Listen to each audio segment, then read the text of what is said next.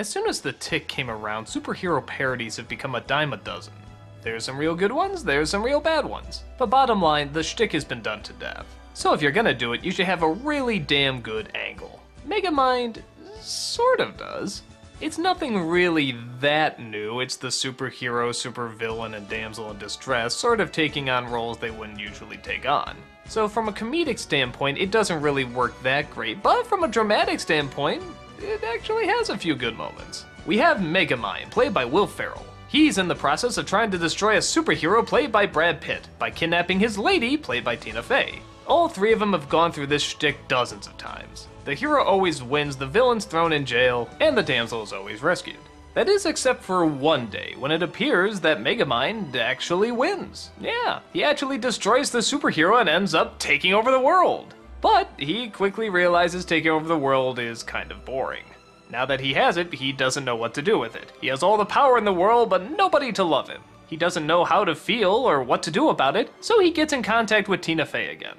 She of course tries to stay away from him, but over time she starts to notice the true tragedy of the character. In fact, even a very bizarre sort of romance starts to form. That is, until Megamind thinks he figures out what he needs. He tries to find an everyday schmo and give him superpowers, so that way he'll have an arch-nemesis yet again to fight. But the downside is the arch-nemesis actually doesn't want to do good, which forces Megamind to ironically be the hero, and once again, having to save the damsel in distress. So if you're familiar with superhero knockoffs and parodies, a lot of this is pretty familiar.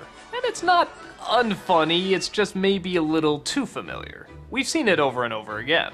But it is with still very likable characters. Brad Pitt even has a pretty funny story near the end about how he comes to a conclusion about himself, and how. But oddly enough, most of the movie is sort of spent in conversations, mostly between Megamind and the romantic lead.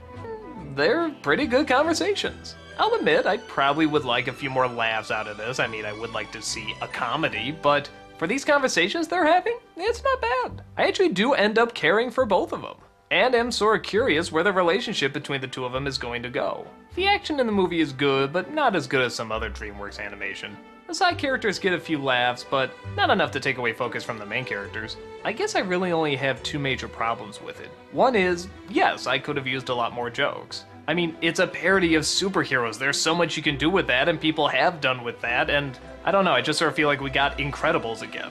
Taking what should be a superhero comedy and making it actually pretty serious. But to be fair, from a different point of view. And the other thing is, I find it a little distracting that Megamind becomes the hero becomes, well, okay, I won't give it away, but it's kind of the opposite. And the damsel becomes still the damsel. Yeah, that kind of bothered me. I mean, yeah, she goes through a change in that she sort of becomes interested in Megamind, but come on, we're really gonna hang her off the tower again? We're really gonna do this whole shtick? You were doing so good in making her an interesting character, and then you just go marry Jane on our asses. Why couldn't she be the hero, and maybe the superhero the villain, and maybe Megamind the person has to be saved? You know, some sort of switch up that made sense and equaled out. I don't know. To me, it just seemed like a big missed opportunity. But for what we did get, I think Megamind was a cute film. I'd say it certainly has more adult moments than other DreamWorks movies in that, well, there's a lot of sitting down and talking. But like I said, I think the characters are enjoyable enough to listen to. And you even get pretty wrapped up in their drama. I don't think it's a grand film in terms of superhero flicks or even emotional dramas, but it's not bad. I came out glad to know that the characters I wanted to be okay came out okay. Not a great film, but a good one.